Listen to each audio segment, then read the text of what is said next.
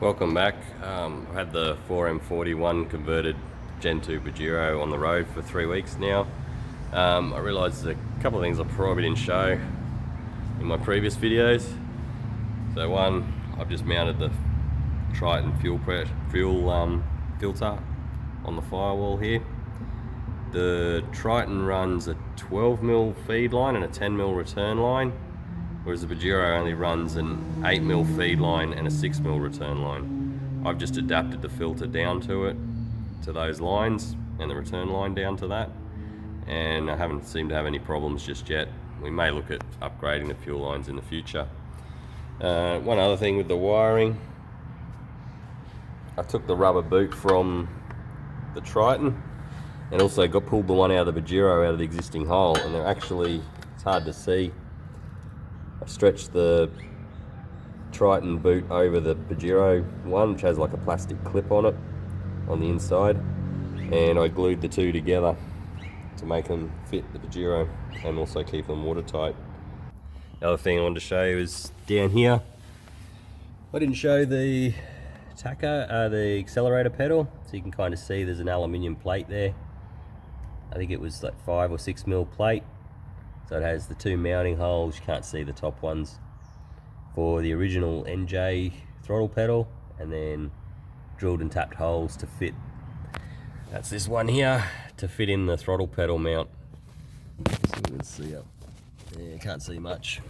And the OBD connector here, which I explained before, that's actually the Triton one. I think shoved up the back here is the Pajero one. There it is. They're the same connector, just in the mount there. So all I did was ran the CAN wires over, which is the two twisted pair wires here. They come over to here. I pulled the power and earth pins out of the original Pajero connector and put them into the Triton connector, which I then clipped into this mounting bracket. So it works perfectly. I've had scan tools on it and it works nicely. To get the Tacho working, I had a spare gauge cluster out of a petrol Pajero, same model, NJ. What I've done is actually taken the diesel circuit board off the back of the Tacho. So this is, if you pull the front off the gauge cluster and pull the front plastics off, you can then undo these 3 screws out of the back, and then you can pull this whole Tacho module out. So I've then actually pulled the needle off and switched the front faceplate around. So there's 2 screws just there behind the needle. So this is currently the petrol faceplate, but that's actually my old diesel circuit board off the back. So I swapped them around, so the car now has the 6-cylinder petrol circuit board in it and the faceplate off the diesel. And if you see there's a little adjustable resistor with a screwdriver tip in it. So that actually helps you calibrate the Tacho.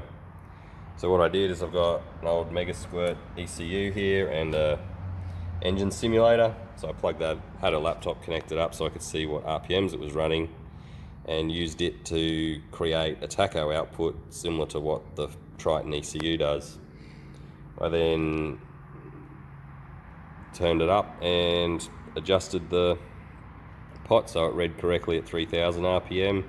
Also, to make the 6-cylinder Tacho module work in the Pajero, you need to make up something that replicates the coil. So this is just my quick sketch on a bit of tape of a circuit. So you have a relay coil and you pull the contacts out of it, just use the coil. I've got a transistor, I used a tip 120, and a pull-up resistor. So this is your input from the Triton ECU, and then you have out to the Tacho. So what that does is it switches the coil, and it acts similar to what a petrol ignition coil would do. So it gives a pulse signal to the Tacho, which is what it's looking for. Without that circuit, it doesn't work. So here you can see Tacho's all back together at the moment. I'll show you it started in a minute. At the moment I'm just looking at the key barrel. I wanted to try and come up with a better option for mounting the immobilizer setup from the Triton. So I thought I'd have a look and see what this looks like and whether I could adapt the key reader off the Triton and then do something with the key. So I've pulled it apart, had a look. Turns out you can take this ring off, which just has the light globe in the back of it, which is just your convenience light so you can find your ignition. Turns out the key reader from the Triton looks like it screws straight on. Even the light globe goes straight into the back of it, which is a bit hard to do one-handed, but it goes in, the screw lines up. The only issue I've found so far is just the piece out the back here where the wires connect onto it. Fouls a bit with the covers. So I might have a little play around with that, and I may look at getting a key modified to suit. So my option with that is, here's the Triton key, is I can probably just cut a Pajero key off and screw it into this housing, which would then give me the appropriate key. Although the Triton key does actually go in, it just won't turn because it's the wrong key obviously.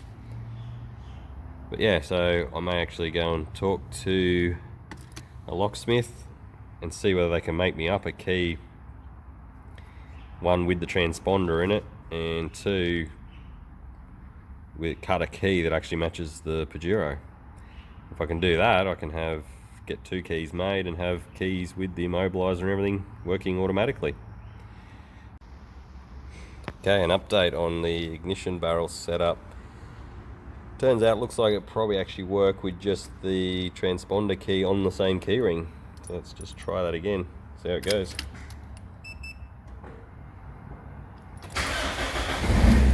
There we go. And there's the Tacho also working.